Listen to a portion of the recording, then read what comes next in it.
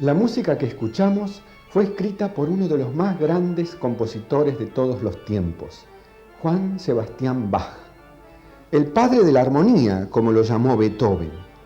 En su época, Bach era famoso como extraordinario ejecutante de órgano, pero su reconocimiento como compositor fue bastante más tarde.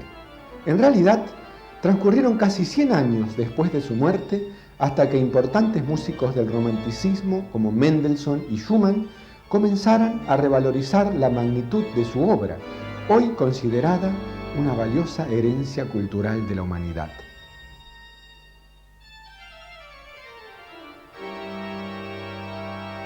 Un personal relato sobre su vida y su obra aparece en este curioso libro de autor anónimo titulado La pequeña crónica de Anna Magdalena Bach.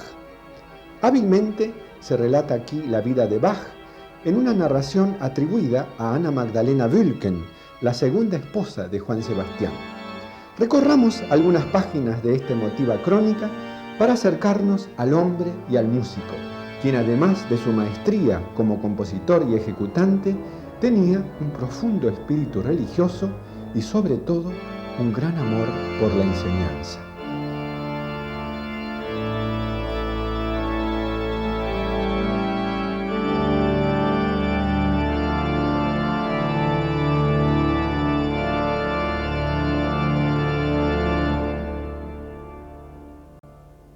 Vi por primera vez a Sebastián en ocasión de un viaje que hice con mi padre a Hamburgo en el invierno de 1720.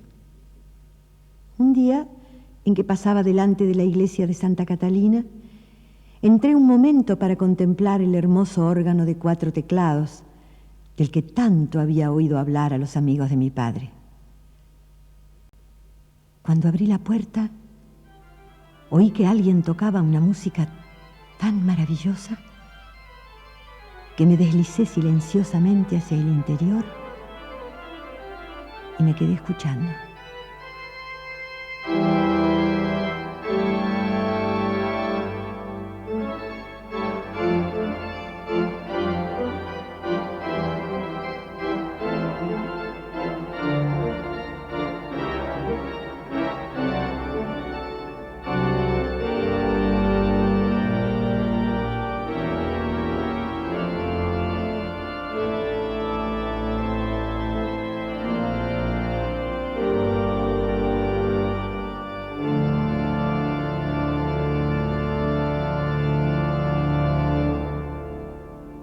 Estaba tan entusiasmada que cuando terminó, seguí inmóvil, mirando hacia arriba.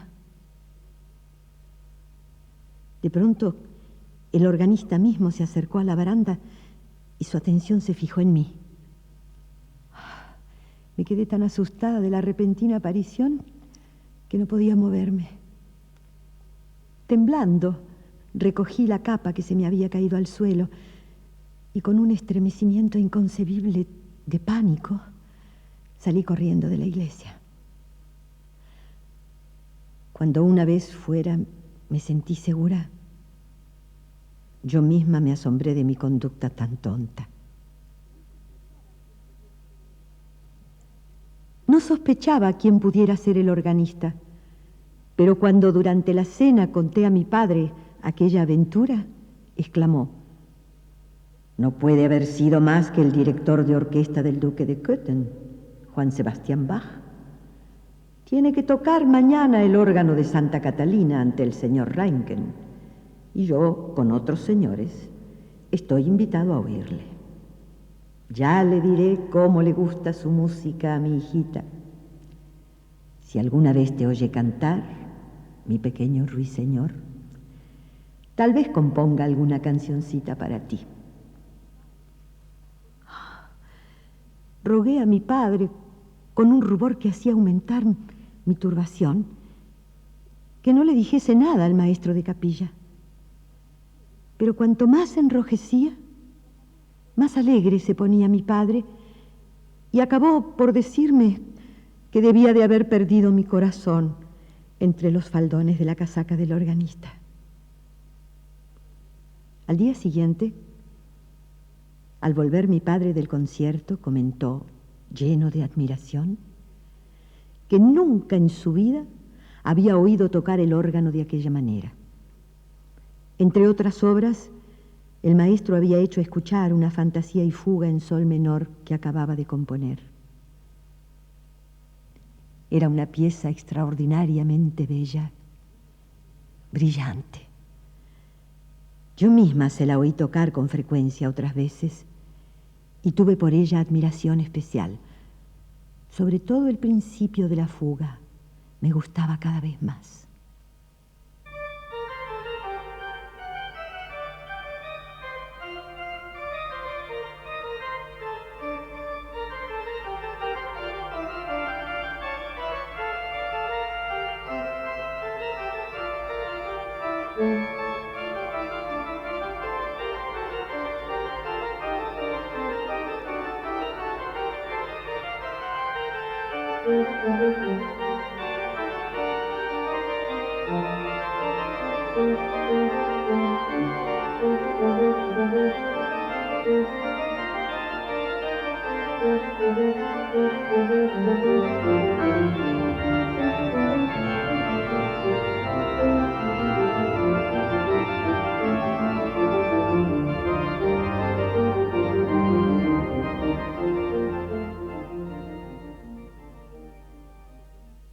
Un año más tarde sucedió mi primer encuentro con él. Una hermosa mañana de primavera, Sebastián había venido a casa de mi padre y quiso escuchar mi voz. Cuando me encontré frente a él, estaba tan turbada que casi no me atrevía a levantar la vista. Afortunadamente, mi turbación desapareció en cuanto empecé a cantar.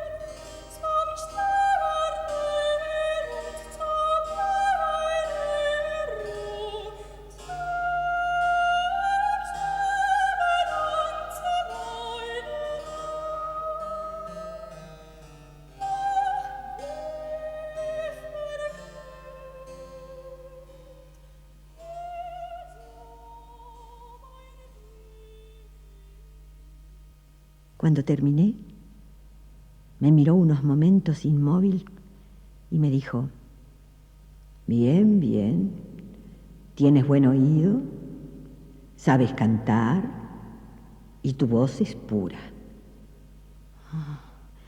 Hubiera deseado huir como la otra vez en la iglesia, pero permanecí junto al clave, muda y turbada como una niña. A fines del verano de 1721, aproximadamente un año después de la muerte de su primera mujer, Sebastián pidió mi mano a mi padre. Mis padres comprendieron el honor que representaba su petición, pero creyéronse en el deber de recordarme que Sebastián me llevaba 15 años y tenía 4 hijos. Otros 3 se habían muerto, y si me decidía a casarme, había de ser una verdadera madre para los 4 que quedaban. Por mis balbuceos, mi rubor y mis lágrimas, pues no podía expresar de otra manera mi felicidad, comprendieron que aceptaba la petición de Sebastián. La boda fue una fiesta extraordinariamente alegre. Observaba con alegría lo orgullosos que estaban mis padres de que su hija se casase con un músico tan distinguido y además tan apreciado por el príncipe. El duque Leopoldo me habló con mucha amabilidad y me dijo que al casarme con su maestro de capilla, me casaba con un hombre cuyo nombre sería honrado y admirado mientras se oyese música en el mundo. El príncipe me regaló la corona de novia y tomó parte en la fiesta de nuestra boda con placer. A partir del día de la boda, ya no tuve más vida que la suya. Era como una pequeña corriente de agua que se la hubiese tragado el océano.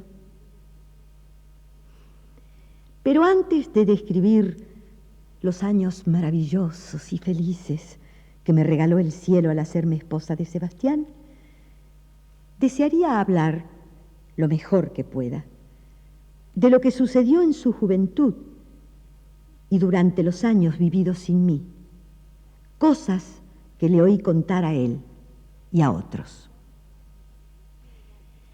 Juan Sebastián nació en Eisenach, un pueblito cerca de Leipzig. Siempre me pareció significativo que naciera en marzo durante la Cuaresma, pues para Cuaresma y Semana Santa escribió sus grandes obras, La Pasión según San Juan y la de San Mateo, las obras que más profundamente conmovieron su alma. Yo oí por primera vez La Pasión según San Mateo completa un Viernes Santo, 8 años después de nuestra boda en la iglesia de Santo Tomás de Leipzig. Y casi no pude soportar la emoción que me produjo esa obra tan gloriosa y conmovedora.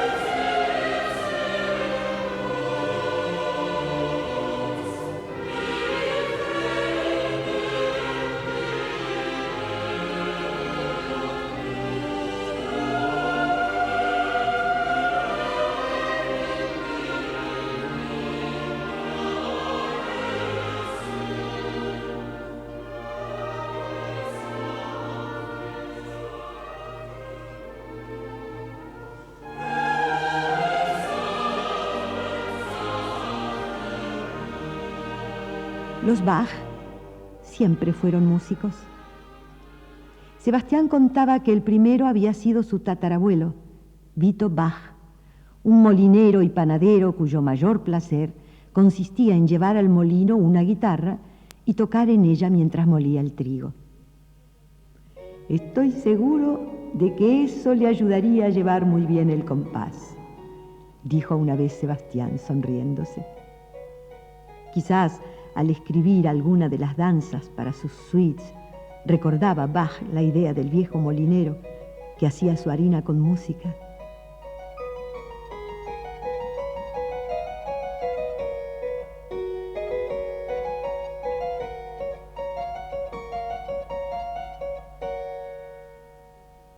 Al morir sus padres, Sebastián tenía 10 años y se fue a vivir con su hermano mayor, organista en Ohrdruf, de quien recibió la primera enseñanza en el teclado. A los 15 años ya se ganaba la vida. Se fue a Luneburgo y entró en el coro de San Miguel, donde gracias a su hermosa voz de soprano, lo admitieron en el internado con un pequeño sueldo. No tenía más que 18 años cuando obtuvo el primer puesto de organista en Arnstadt. En ese cargo tenía tiempo suficiente para estudiar y practicar, pues sus obligaciones consistían solamente en tocar durante los oficios divinos los lunes, jueves y domingos y dirigir los ensayos del coro.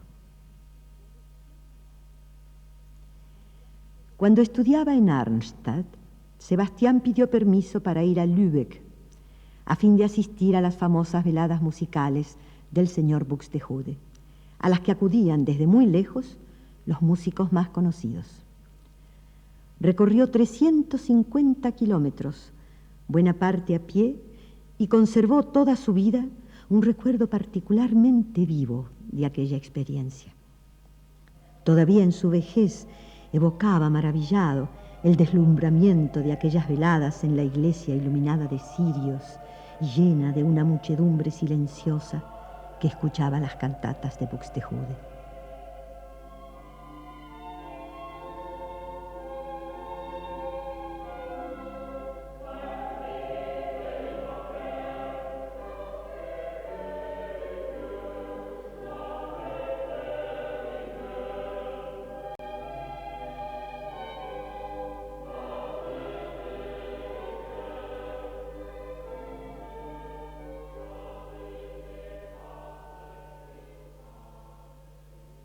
A su regreso, sus superiores le recriminaron por qué había permanecido ausente tanto tiempo.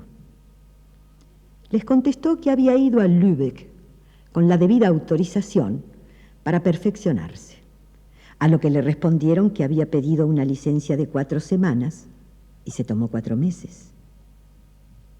Pero él, con la calma de los Bach, hizo como si no hubiera escuchado y agregó simplemente que esperaba que su reemplazante se hubiera desempeñado muy bien en su ausencia. Creo que el consejo se quedó un poco desconcertado y luego comenzaron otras quejas. Le acusaron de haber introducido variaciones en los corales y en su acompañamiento, con lo que producía desconcierto en la congregación. Le hicieron además el gran reproche de haber llevado a la galería del órgano, contraviniendo las reglas, a una joven con la que había estado tocando música. Pero esa muchacha no era una extraña, sino su prima María Bárbara Bach, con quien se casaría un año más tarde. Todas estas críticas terminaron por incomodarle y le impulsaron a buscar otro lugar. Al enterarse de que había quedado vacante el puesto de organista en la iglesia de San Blas en Mühlhausen, Sebastián se presentó con varios candidatos y en cuanto lo oyeron tocar, fue nombrado por unanimidad. Contaba 22 años, había terminado sus estudios y se había convertido en un maestro. Fue en Mühlhausen donde compuso su primera cantata.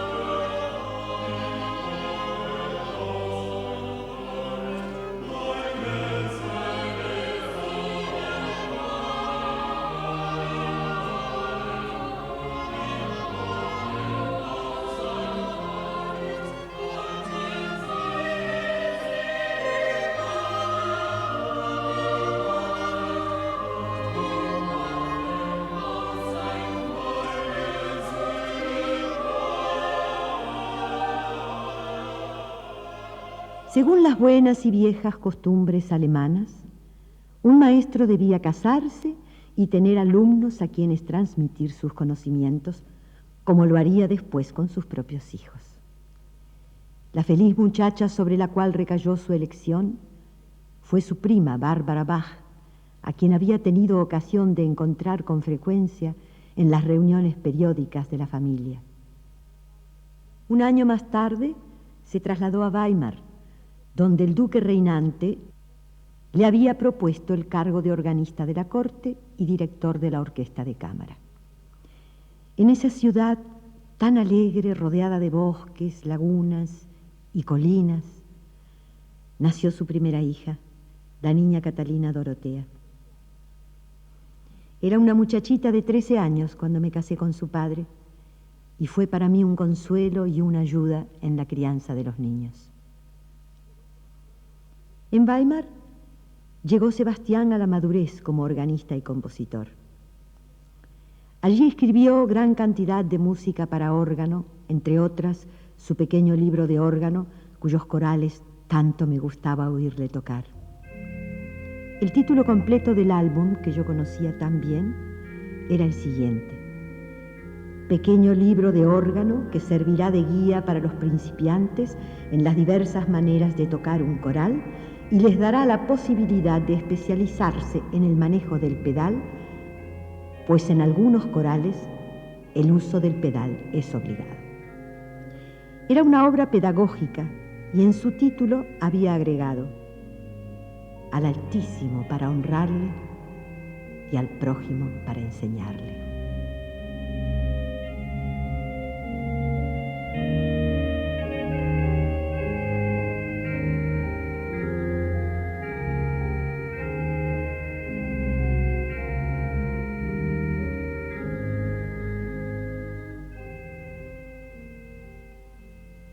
Solamente en otoño tenía Sebastián la costumbre de viajar un poco, casi siempre para probar algún órgano nuevo y dar un informe. Lo solicitaban de todas partes porque sabía apreciar un instrumento con igual maestría que tocarlo. Lo primero que hacía al ir a probar uno era sacar todos los registros y hacer sonar todo el órgano para poder observar, como decía frecuentemente con una sonrisa, si el órgano tenía los pulmones sanos.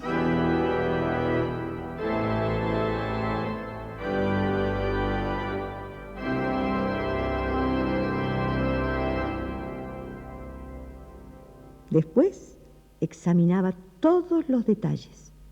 Los constructores mediocres le temblaban. Pasaron algunos años y en 1717 el joven príncipe Leopoldo de Cöthen le ofreció el cargo de director de su orquesta de cámara. Sebastián aceptó gustoso la oferta y pidió permiso para retirarse de Weimar, pero en tales términos que el duque, ofendido, le hizo arrestar por un mes. Finalmente el disgusto pasó y para Navidad Sebastián pudo establecerse en Cöthen, entregándose de lleno a la música de cámara, ya que oficialmente no tenía que ocuparse de la música religiosa. Allí compuso gran parte de sus obras instrumentales, suites, partitas, sonatas y conciertos, como los 6 que dedicó al margrave de Brandeburgo.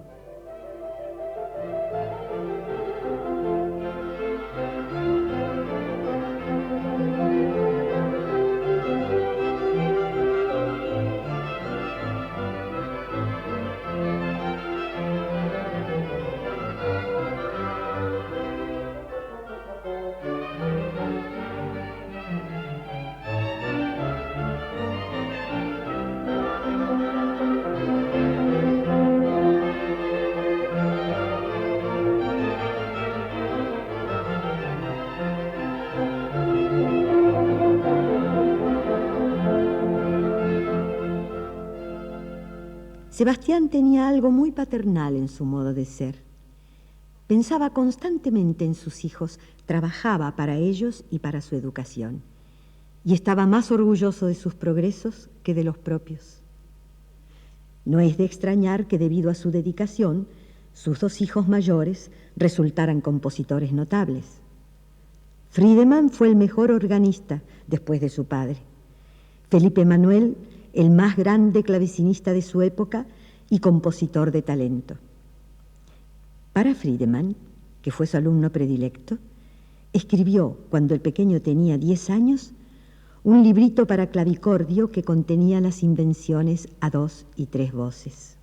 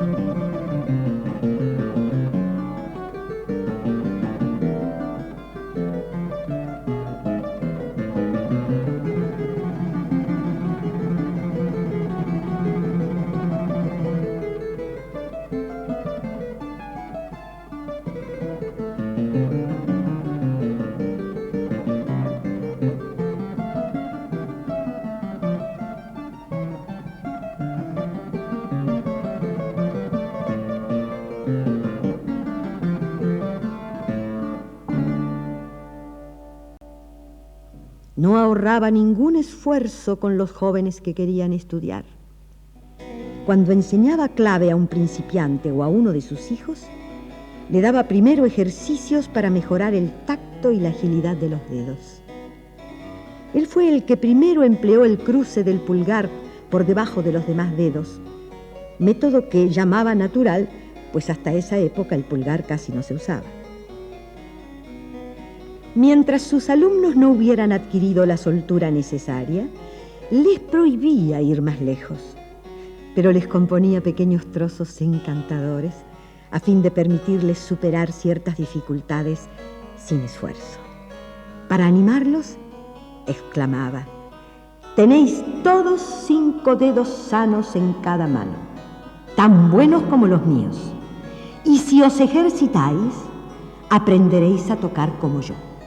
Lo único que hace falta es aplicación».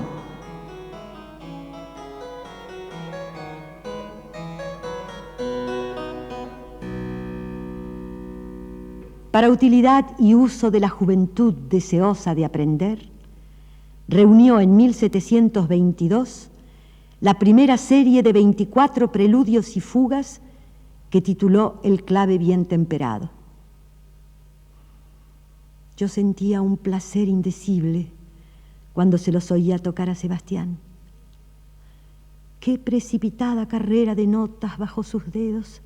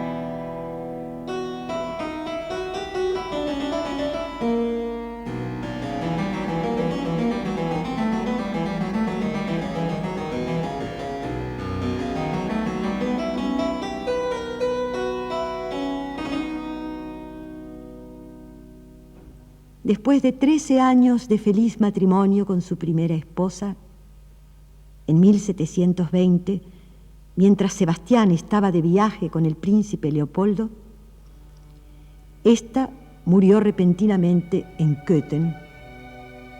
Su segundo hijo, Felipe Manuel, a pesar de lo pequeño que era en aquella ocasión, no ha podido olvidar nunca el dolor de su padre cuando al regresar halló a sus hijitos huérfanos y a su mujer, a la que había dejado feliz y sana, ya enterrada. Pobre Bárbara, que cerró los ojos sin recibir el último adiós de Sebastián.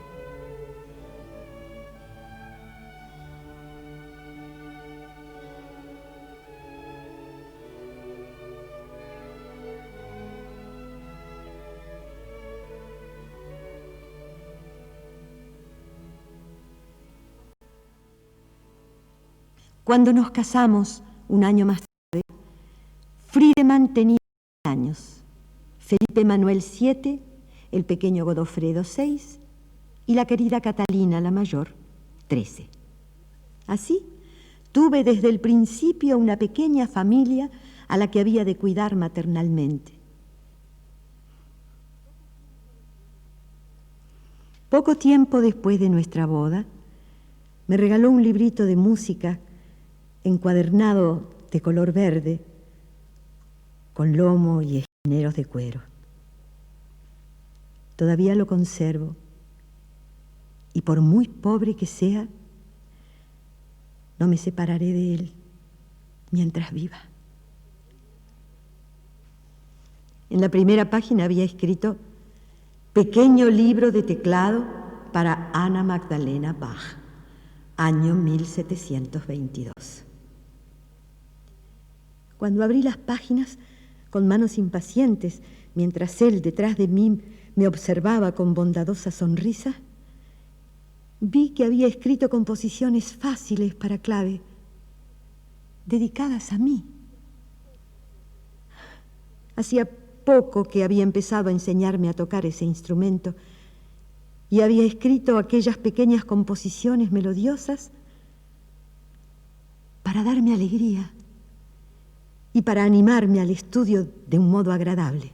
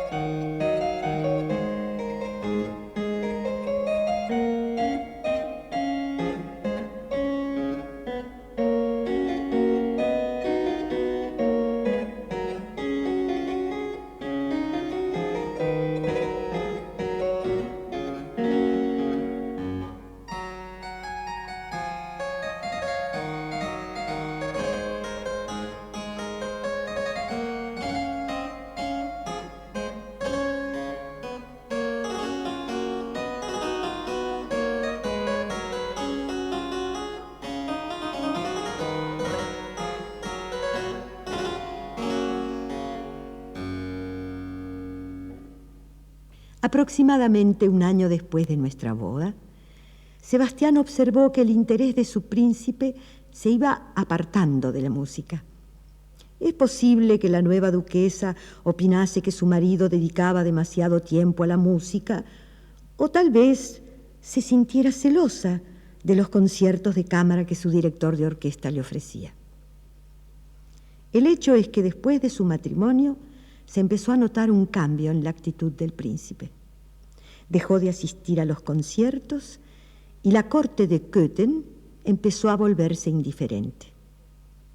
Sebastián no podía respirar una atmósfera semejante. Un día volvió a casa sumamente afligido y me dijo con aire sombrío: Magdalena, será necesario que nos vayamos de Köthen. En aquella época, el viejo cantor de la escuela de Santo Tomás de Leipzig acababa de morir, y una de las razones que impulsaron a Sebastián a solicitar ese puesto, además de la indiferencia del príncipe y su corte, era el hecho de que Leipzig ofrecía mayores posibilidades para la educación de sus hijos, que ya iban siendo mayorcitos. Cuando llegamos a Leipzig, la última semana de mayo de 1723, con todos nuestros muebles y nuestra pequeña familia, Sebastián, según la antigua costumbre alemana, quiso llevarme en brazos desde el carruaje hasta la nueva casa. No eres sino una novia juvenil, me dijo, besándome al cruzar el umbral. Antes de recibir oficialmente el título de cantor de Santo Tomás, Sebastián tuvo que presentarse ante el Consejo de Leipzig y prestar juramento de que cumpliría con celo y fidelidad sus funciones. Tuvo que prometer que cumpliría las cláusulas de su largo contrato, y con ese acto empezó su larga y fructífera vida en Leipzig. ¡Qué bien había de conocer con el tiempo aquella iglesia de Santo Tomás. Y qué cantidad de música sublime había de hacer allí su cantor.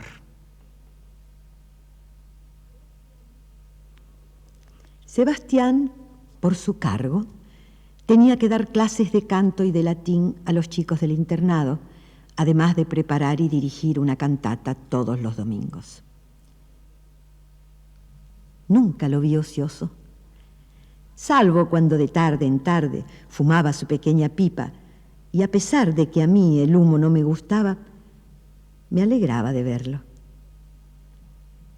En mi librito de música me escribió una canción cuyas palabras dicen así: siempre que mi pipa tomo y de tabaco lleno, y para entretener el tiempo fumo, mis pensamientos, mientras resoplo allí sereno, forman una imagen triste, color humo. Esto me demuestra cuán estrecha semejanza tengo con esta pipa que en mi mano descansa.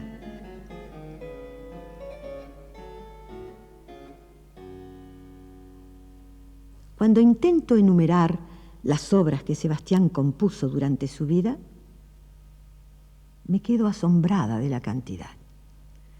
Música para órgano y clave, música de cámara, centenares de cantatas de iglesia, pasiones, el oratorio de Navidad, el Magnificat, la misa en si menor, el conmovedor coro inicial de la misa, el gran grito del Kyrie, seguido del silencio de las voces, mientras los instrumentos tocan la más hermosa de las músicas, me pareció siempre imposible de expresar con palabras.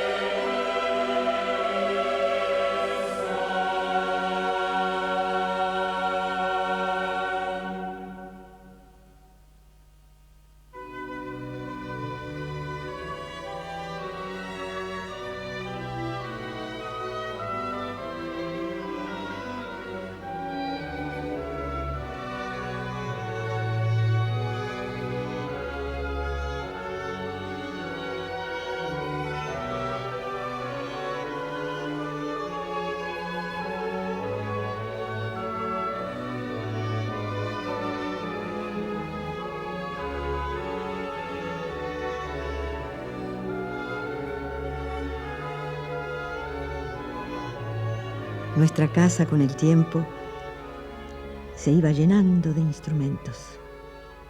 Sebastián no se cansaba nunca de coleccionarlos.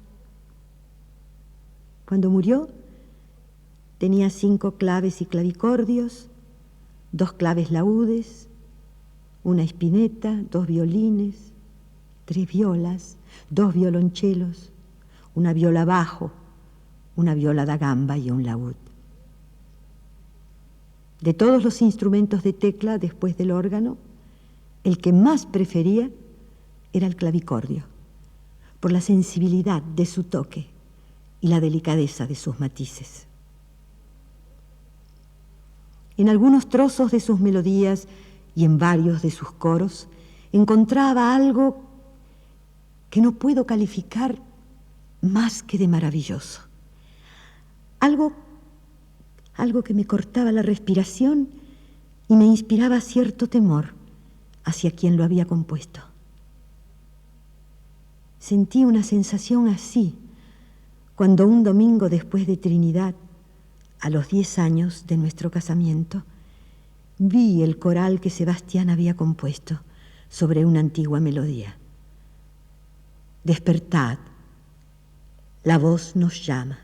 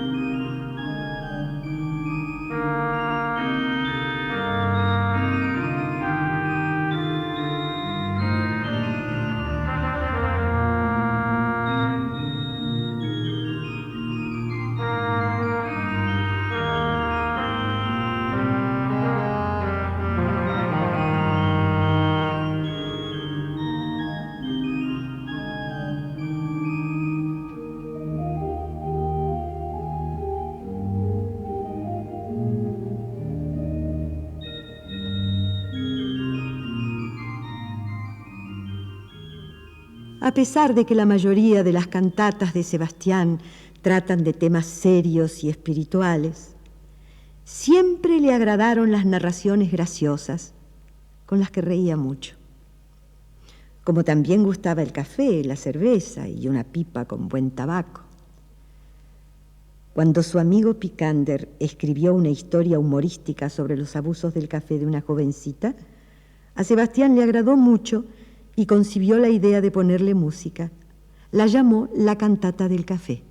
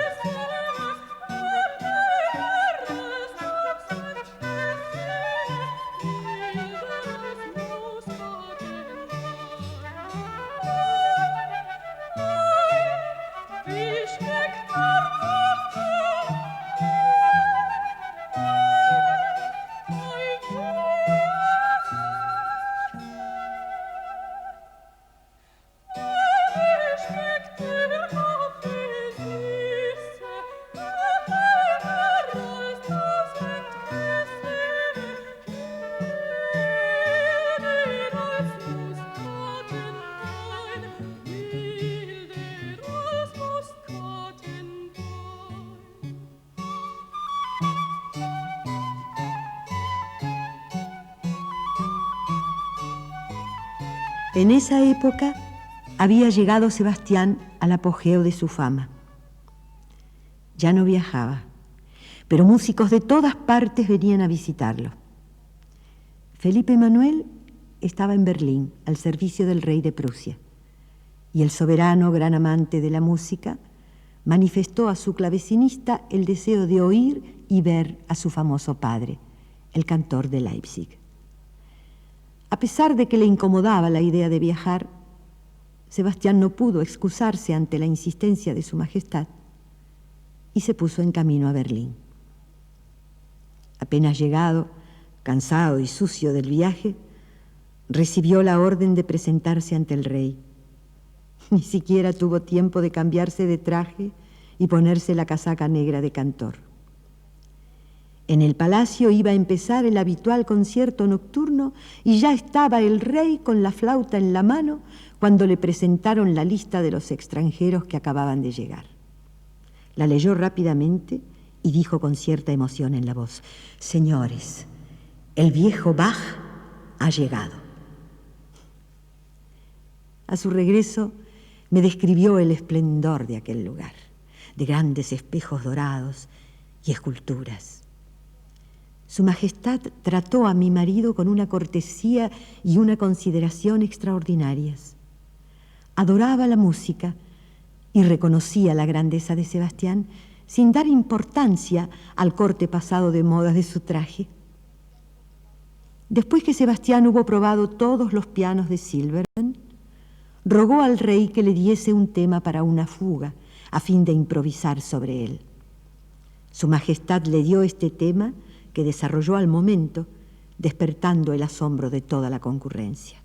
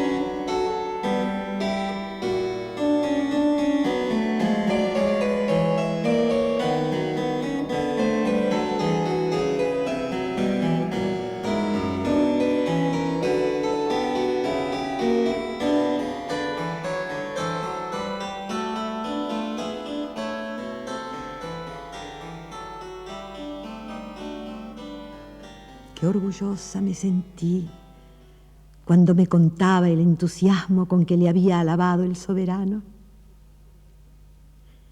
Cuando volvió, se puso inmediatamente a desarrollar y perfeccionar el tema del rey en varias fugas, cánones y una trío sonata. A esta obra la denominó Ofrenda Musical y la dedicó al monarca. Este fue su último viaje. Después de la ofrenda, e inspirado en ella, compuso Sebastián su incomparable Arte de la Fuga, obra en la que lleva a su más alta perfección lo esencial de su genio y sus aspiraciones musicales, la espiritualización de la música por medio del contrapunto. Como alguien opinó, el arte de la fuga es demasiado elevado para este mundo. Es una obra profunda y sabia sobre la que no me puedo permitir extenderme ni dar explicaciones. En la última fuga, uno de los temas está basado en las letras de su apellido, B-A-C-H, que en alemán corresponden a las notas si bemol, la, do, si natural.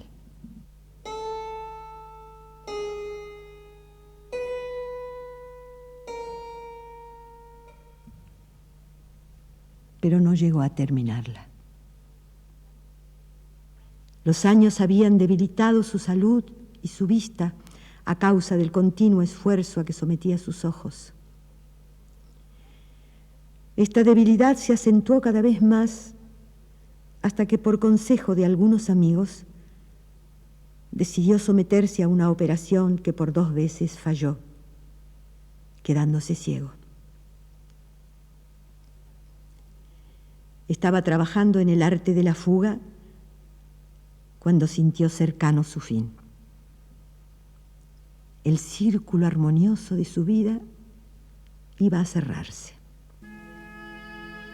La muerte no había sido nunca para él causa de temor, sino que la había considerado siempre como una esperanza, porque le parecía la verdadera coronación de toda existencia. También en su música se refleja este sentimiento, y nunca escribió melodías tan hermosas y apasionadas como cuando en sus cantatas se hablaba de la muerte y de la despedida de este mundo. La ceguera misma no le impidió trabajar hasta el fin.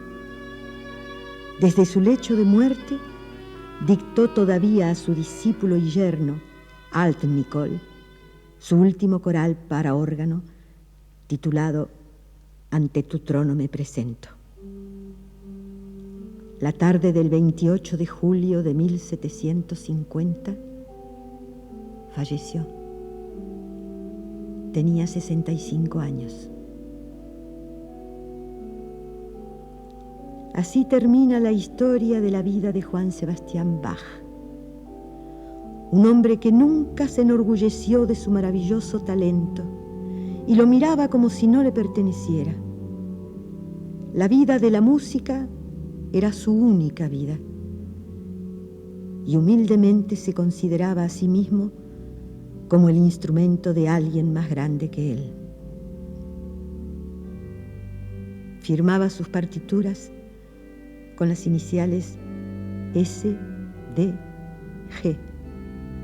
Soli Deo Gloria.